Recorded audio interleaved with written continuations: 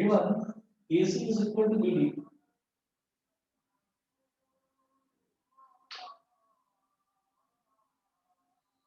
Given AC is equal to BD, AC और BD दोनों के दोनों इक्वल है, ये तो दे रखा है। चलिए जी, इक्वल दे रखा है, bisect each other at right angles, ये एक दूसरे को बाइसेक्ट भी करते हैं। बाइसेक्ट करने का मतलब ये है कि ये जो बीच वाला पॉइंट है इसको O बोल दीजिए, मतलब ये और ये इक्वल है, AO और OC इक्वल है, और AO और OC इक्वल है, BO और OD इक्वल है, AO और OC इक्वल है, BO और OD इक्वल है, ठीक है। तो अब ये हो गया कि ये कह रहे हैं कि ये बाइसेक्ट कर रहे हैं एक दूसरे को और राइट एंगल पर कर रहे हैं, मतलब बीच में जो एंगल है वो 90 डिग्री है,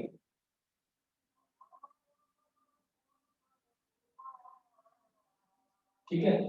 तो अब किस तरीके से करेंगे इसको,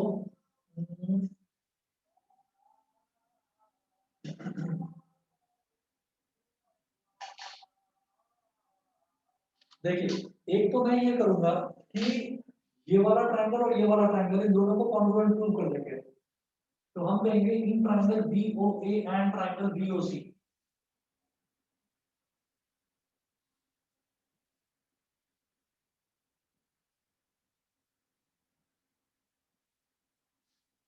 इन triangle BOA and triangle BOC, BOA में मैं कहूंगा BO is equal to BO,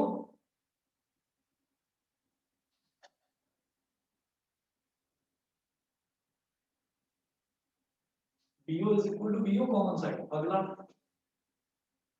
angle BOA is equal to angle BOC is equal to 90 degree, ये हो गया।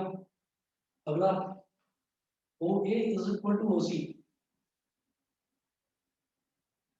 OA is equal to OC, ये भी गिवन है, ठीक है।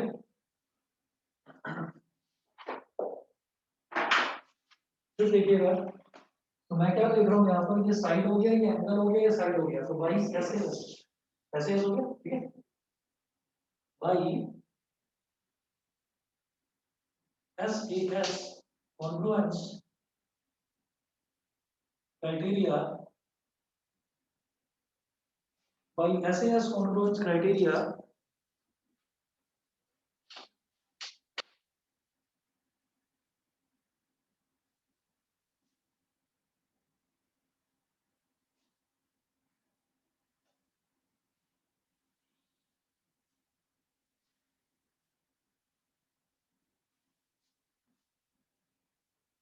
by SAS congruence criteria हम कहेंगे कि triangle BOA is congruent to triangle BOC, triangle BOA is congruent to triangle BOC, ये हो गया, ठीक है। अब जरा देखिएगा, जब ये हमारे पास आ गया कि ये ट्रायंगल और ये ट्रायंगल दोनों कॉन्ग्रुएंट है, तो इसमें इसकी जो कॉरस्पॉन्डिंग साइड्स हैं उनकी बात करते हैं। इट इंप्लाइज दैट, देखिए पहला दूसरा अल्फाबेट BO, इसका पहला दूसरा अल्फाबेट BO, हाँ जी।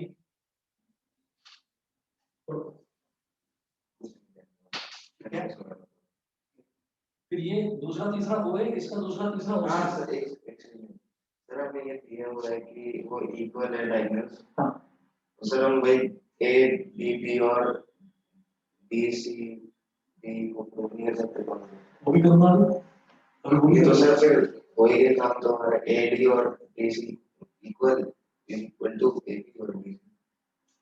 नहीं, कौन सा करो दोबारा बताओ, किसको कॉन्ग्रुएंट प्रूव करो सर, ADB और ACB और ACB, इन दोनों को कॉन्ग्रुएंट प्रूव करेंगे, है ना। कॉन्ग्रुएंट प्रूव करके क्या होगा कि हमारी ये वाली साइड और ये वाली साइड इक्वल आ जाएगी, अपोजिट साइड आ जाएगी इक्वल, लेकिन मुझे तो चारों साइड इक्वल चाहिए। अब जब चारों साइड इक्वल हो जाएगी तो ये रोम्बस तो हो गया, लेकिन स्क्वायर नहीं कर सकता, लेकिन स्क्वायर नहीं कर सकते उसको, समझ रहे हो। अब स्क्वायर कहने के लिए क्या चाहिए कि चारों एंगल पे 90 डिग्री चाहिए, वो कैसे होगा बताओ। क्योंकि स्क्वायर में डायगोनल्स इक्वल होते हैं, स्क्वायर में डायगोनल्स इक्वल होते हैं, लेकिन क्या है कि जो रेक्टेंगल है, रेक्टेंगल में भी डायगोनल्स इक्वल होता है। तो समझ रहे हो मेरी बात? स्क्वायर में डायगोनल्स इक्वल होते हैं लेकिन रेक्टेंगल में भी डायगोनल्स इक्वल होते हैं। तो मैं सिर्फ सर उसके जो बाइसेक्ट 90 डिग्री पे नहीं होता। ये जो चीजें हैं ना कि ये 90 डिग्री को बाइसेक्ट कर रहा है और डायगोनल इक्वल है, हमें इस चीज को यूज करके उसको स्क्वायर प्रूव करना है। मतलब हमें स्क्वायर की बेसिक डेफिनेशन के हिसाब से करना है उसको, नहीं समझे? वो क्या है कि ये बहुत सारे प्रूफ्स हैं, ये भी एक जो एग्जांपल दिए ना, ये भी एक थ्योरम ही है, ये भी एक थ्योरम ही है। लेकिन अगर आपको ये प्रूव करने के लिए आ गया तो आप ये नहीं कह सकते कि ये तो प्रॉपर्टी है उसकी, तो इस वजह से क्या प्रूव कर, समझ रहे हो? तो इसलिए आपको जो चीज दे रखी है उससे आप ट्रायंगल की कॉन्ग्रुएंसी करके और फिर करो, मतलब ये है तो प्रॉपर्टी, तो उसको वो प्रूव करवा रहा है आपसे, समझिए ना? चलिए देखते हैं इसमें कि BO is equal to BO, then OA is equal to OC, और फर्स्ट और थर्ड क्या BA, इसका फर्स्ट और थर्ड क्या BC।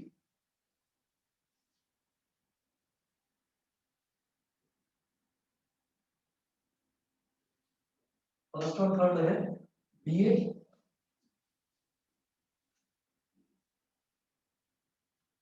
और उसका फर्स्ट और थर्ड है BC। रीजन में लिखेंगे भाई CP CD,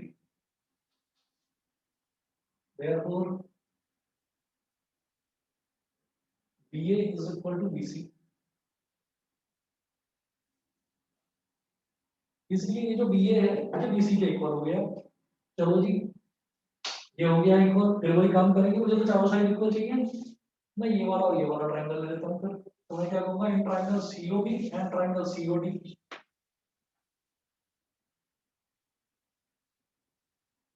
in triangle COB and triangle COD, COB और COD। तो यहाँ पर फिर वही काम, CO is equal to CO common side,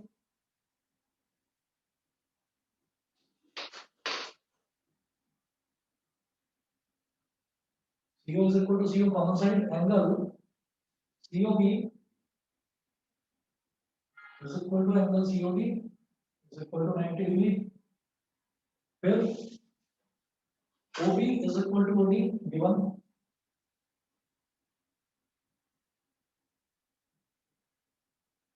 OB is equal to OD given है। अब by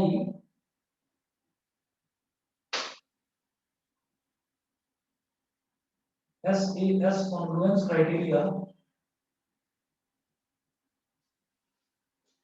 by SAS congruence criteria, triangle COB is congruent to triangle COD। It implies that इसका पहला दूसरा क्या है, CO, इसका पहला दूसरा भी CO, इसका दूसरा तीसरा OB, इसका दूसरा तीसरा OD, इसका पहला तीसरा CD, उसका पहला तीसरा CD, CD is equal to CD। ठीक है, तो यहां से ये CD और CD ये दोनों इक्वल आ गए, रीजन में लिखेंगे भाई CP CD, therefore CP is equal to CD। इसको बोलिए बेटा इक्वेशन नंबर 1 और इसको बोलिए इक्वेशन नंबर 2। नो क्लियर है? ठीक है,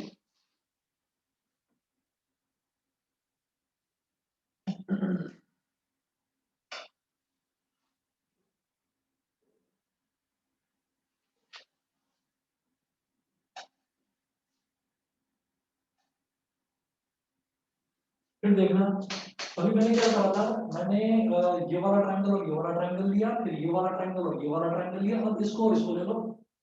ठीक है, ऐसा हम कर चुके हैं क्वेश्चन में भी। तो in triangle DOC and triangle DOA, in triangle DOC and triangle DOA, in triangle DOC and triangle DOA, इन दोनों ट्रायंगल्स की अगर बात करें तो DO is equal to DO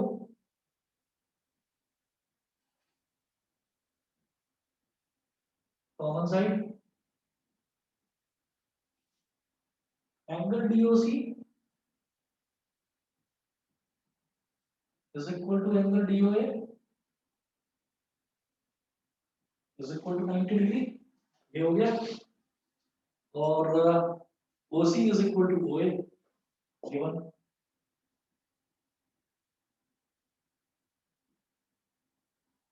तो क्या हो जाएगा side angle side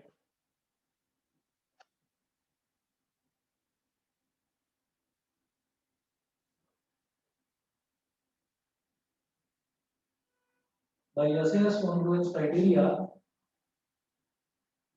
triangle DOC is congruent to triangle DOA यहां से मैं क्या करूंगा फिर वही चीज हाँ DO is equal to DO semicolon OC is equal to OA semicolon DC is equal to DA reason है by CPCT अब इसको उठा लो बस यहाँ से DC is equal to DA ये हो गया हमारा इक्वेशन नंबर 3 इक्वेशन 1 2 और 3 इक्वेशन नंबर 1 में क्या है 1 से पता चलता है कि BA BC के इक्वल है ठीक है 2 से पता चलता है कि ये जो BC है ये CD के इक्वल है BC CD के इक्वल है और 3 से पता चलता है कि ये जो CD है ये DA के इक्वल है तो चारों की चारों इक्वल हो गई इसका मतलब ठीक है जी बताइए क्लियर है प्राजक्ता प्राजक्ता न्यासा इंदर दिव्यांशी आदित्य योग बताइए क्लियर है Yes, Yes, sir. sir. Yes, sir. Yes, sir. ठीक है from first second and third आप लिखेंगे AB is equal to BC is equal to CD is equal to DA it implies that A B C D is a rhombus तो है लेकिन square prove करने के लिए क्या होता है जैसे रोम्बस हो गया तो स्क्वायर प्रूव करने के लिए क्या होता है कि उसके जो चारों एंगल है वो 90 डिग्री होने चाहिए अभी रोम्बस में अगर एक एंगल भी 90 डिग्री हो गया तो बाकी तीनों भी 90 हो जाएंगे ठीक है मैं क्या करूंगा हम मैं वो करूंगा जो तुम बता रहे थे कि ट्रायंगल DAB ले लेंगे और ट्रायंगल CBA ले लेंगे हाँ देखिए रोम्बस एक पैरेललोग्राम होता है हाँ उसका जो कॉन्जिक्यूटिव साइड होती है पैरेलल ओके सर वो पहले उसको प्रूव करेंगे कॉन्ग्रुएंट बस वो कॉन्ग्रुएंट प्रूव करते ही बात बन जाएगी जैसे ये एंगल इक्वल आ जाएंगे जैसे कॉन्जिक्यूटिव वाली प्रॉपर्टी देते कोई इंटीरियर इंटरवल ये कॉन्जिक्यूटिव बोलते हैं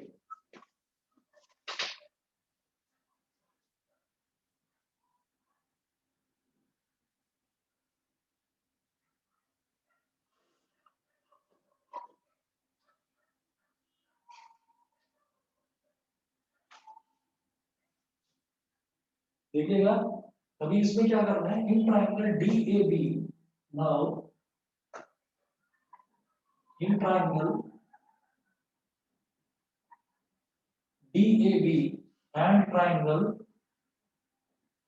CBA इन ट्रायंगल DAB और CBA अगर इन दो ट्रायंगल्स की बात करें तो मैं ये कहूंगा DA is equal to CB DA is equal to CB तो याद रखूंगा साइड्स ऑफ अ रोम्बस क्योंकि हम ABCD को रोम्बस तो प्रूव कर चुके हैं तो रोम्बस की सारी साइड्स इक्वल होती हैं साइड्स ऑफ अ रोम्बस पहला तो ये हो गया उसके बाद AB is equal to AB common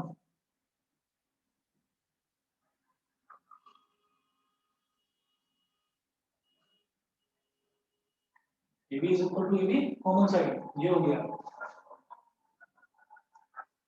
उसके बाद हम क्या करेंगे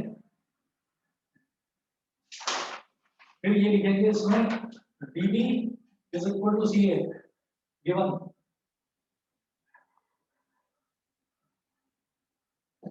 भाई डायगोनल्स भी तो इक्वल गिवन है क्वेश्चन में दे रखा है show that if the diagonals of a quadrilateral are equal है गिवन है इक्वल तो क्या हो गया तीनों साइड इक्वल हो गई तो भाई ट्रिपल एस कॉन्ग्रुएंस क्राइटेरिया भाई ट्रिपल एस कॉन्ग्रुएंस क्राइटेरिया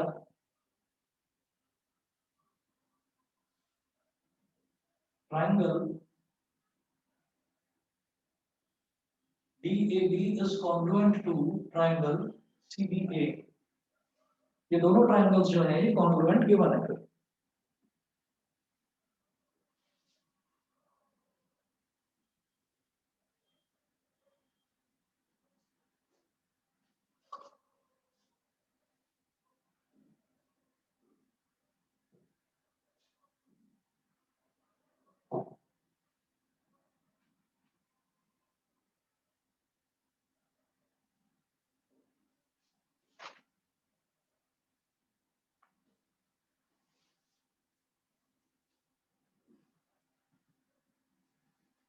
तो जब ये दोनों ट्राइंगल कॉन्ग्रुएंट हो गए तो आप ये देखेंगे कि इस ट्राइंगल के बीच में क्या दिखाई देता है, यहाँ पर एंगल ए और इधर बीच में दिखाई देता है बी।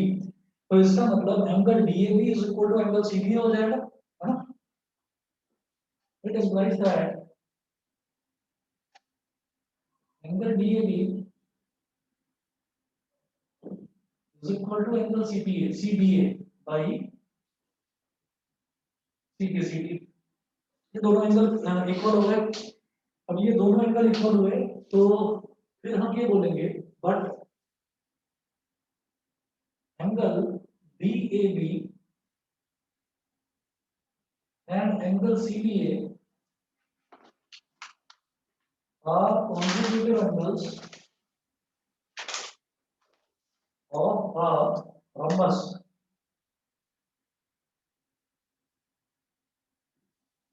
कॉन्जिक्यूटिव एंगल्स कौन से होते हैं बेटा, जो एक के बाद एक आते हैं। जैसे आप देखिए ये हो गया DAB मतलब ये वाला एंगल और CBA मतलब ये वाला एंगल, तो ये बराबर बराबर में लाई कर रहे हैं ना दोनों एंगल। तो मैं ये कहूंगा कि ये एंगल A एंगल B या फिर एंगल B एंगल C या फिर एंगल C एंगल D या फिर एंगल D एंगल A। तो ये बराबर बराबर वाले एंगल्स हैं, इनको कॉन्जिक्यूटिव एंगल्स बोलते हैं। रोम्बस का कॉन्जिक्यूटिव एंगल या पैरेललोग्राम के कॉन्जिक्यूटिव एंगल, कॉन्जिक्यूटिव एंगल्स का सम हमेशा 180 डिग्री के बराबर होता है। तो हम कहेंगे angle DAB plus angle CBA is equal to 180 degree, क्योंकि दोनों कॉन्जिक्यूटिव एंगल्स हैं। वो मैंने पहले ही बता दिया, तो रीजन यहाँ लिखने की जरूरत नहीं है। अब DAB और CBA दोनों इक्वल है, तो DAB को तो DAB ही लिख दिया और CBA की जगह पर भी आपने DAB ही लिख दिया। 2D।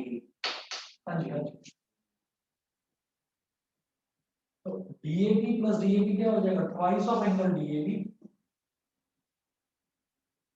Is equal to 180 degree. तो 2 से 180 डिग्री कट गया तो ये 90 डिग्री आ गया। Angle DAB is equal to 90 degree. It implies that angle CBA is equal to 90 degree. अगर रोम्बस में कोई एक एंगल भी 90 डिग्री हो जाता है तो मैं उसको स्क्वायर बोल देता हूँ, ठीक है। यहाँ तो दो एंगल होगा 90 डिग्री, तो मेरे लिए बहुत मतलब सफिशिएंट कंडीशन है। It implies that angle A is equal to angle B is equal to angle C is equal to angle D is equal to 90 degree। Therefore rhombus, ये तो rhombus प्रूव करा था हमने ABCD को। Therefore rhombus ABCD is a square। ठीक है जी, clear सभी को?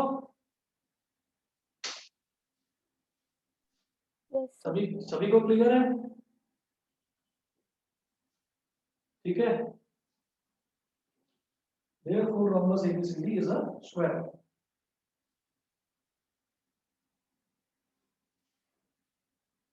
अच्छा जी, जो इसके एग्जांपल्स हैं, एग्जांपल्स में आपको सारे नहीं कराऊंगा, एग्जांपल्स में आपको लिमिटेड कराऊंगा। क्वाड्रिलेटरल में जो लिमिटेड एग्जांपल्स हैं, खास तौर पर एनसीईआरटी वाले, ये समझिए कि एनसीईआरटी वाला ही करना है इसमें, ठीक है। तो वही करेंगे।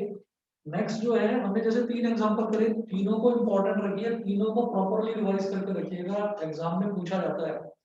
ये भी प्रॉपर्टी है एक स्क्वायर की, ये स्क्वायर की प्रॉपर्टी है, लेकिन इसी चीज को क्वेश्चन के फॉर्म में प्रूव करने के लिए पूछा जरूर जाता है, ठीक है। तो लाइटली मत लेना इस चैप्टर को। आपको ये लगता होगा कि कहीं कोई और क्वेश्चन ना आ जाए, कोई टेढ़ा क्वेश्चन ना आ जाए जिसको मैं ना कर पाऊं। जो क्वेश्चन आपको करा रहा हूँ यही क्वेश्चन एज इट इज आप जो है प्रैक्टिस करके चले जाना। अगर 10 क्वेश्चन है, 12 है, 15 है, 15-20 से ज्यादा क्वेश्चन होंगे नहीं, तो मैं आपको बता रहा हूँ इंपॉर्टेंट। तो ये सारे के सारे क्वेश्चन क्वाड्रिलेटरल में करके चले जाना, इन्हीं में से कोई एक या दो ही तो क्वेश्चन आते हैं पेपर में, सारे तो आते नहीं। ठीक है, इन्हीं में से कोई ना कोई एक या दो मिल जाएगा पेपर में आपको। देखिए अगला देखते हैं, एग्जांपल नंबर 1 2 3 हमने कर लिया, तीनों पर इंपॉर्टेंट मार्क कर लीजिए अपनी नोटबुक में। उसके बाद एग्जांपल 4 और एग्जांपल 5 हमारे काम का नहीं है तो मैं छोड़ रहा हूँ, मैं सीधा एग्जांपल 6 कराता हूँ उसके बाद।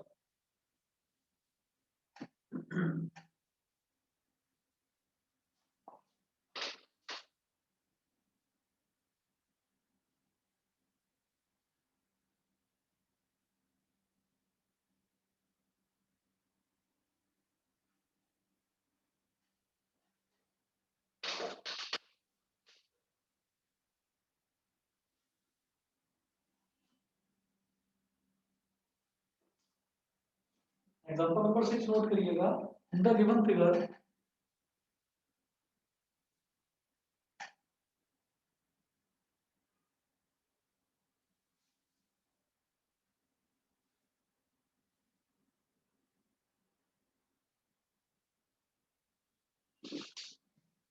in the given figure, comma x, comma y are the midpoints of opposite sides. X, comma y are the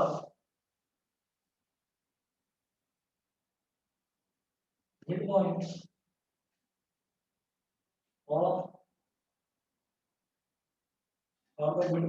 of opposite sides. AB and DC of a parallelogram of opposite sides. AB and DC of a parallelogram ABCD. बेटा एक minute में आ रहा हूं।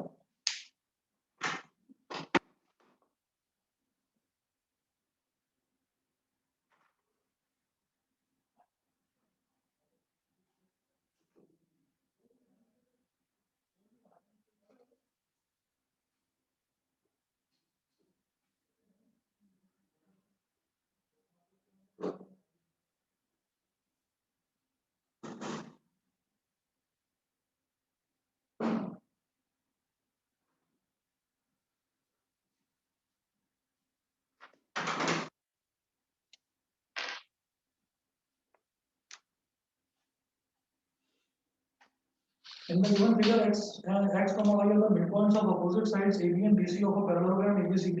Full stop. AY and DX are joined.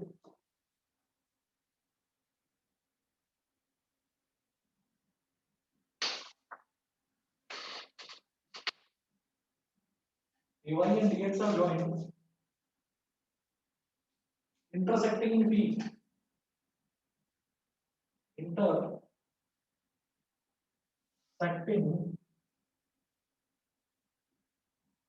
Intersecting in P.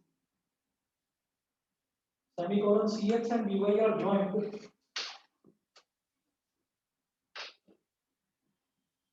CX and BY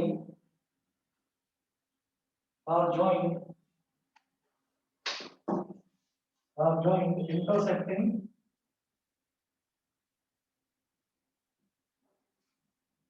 CX and BY are joined, intersecting in Q. In Q. Show that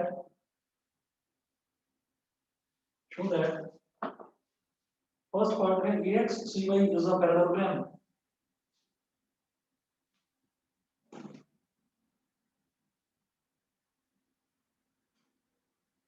AXCY is a parallelogram.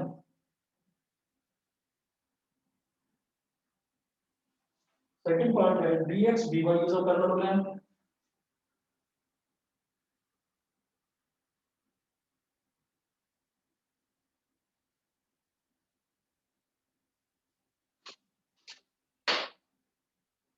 और third part है PXQY is a parallelogram.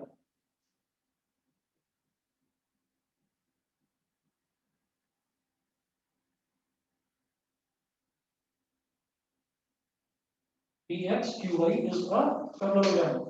ठीक है, figure मैं आपको बनाकर दिखा रहा हूँ, इसकी फिगर क्या है देखिएगा।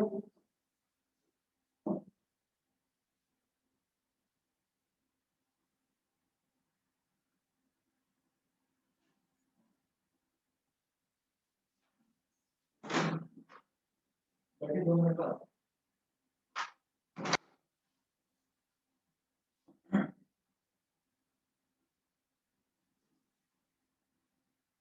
ए, बी, सी और डी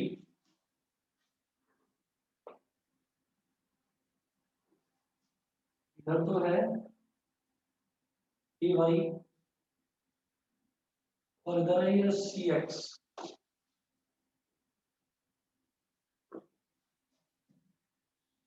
और डी एक्स से जुड़ा हुआ है और बी वाई से जुड़ा हुआ है।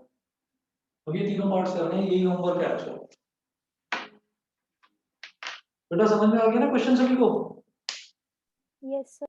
क्वेश्चन नोट कर लीजिए, सभी बच्चे करके दिखाएंगे। इसी टाइप के 2-3 क्वेश्चन और बचे हुए हैं, बस वो इसमें लास्ट बचे हुए हैं, वो करने के बाद कुछ प्रॉपर्टीज और ज्यादा नहीं बचा फिर इस चैप्टर में। हाँ कल करके देखा। ठीक है जी, नोट कर लीजिए, सभी ने कर लिया है नोट?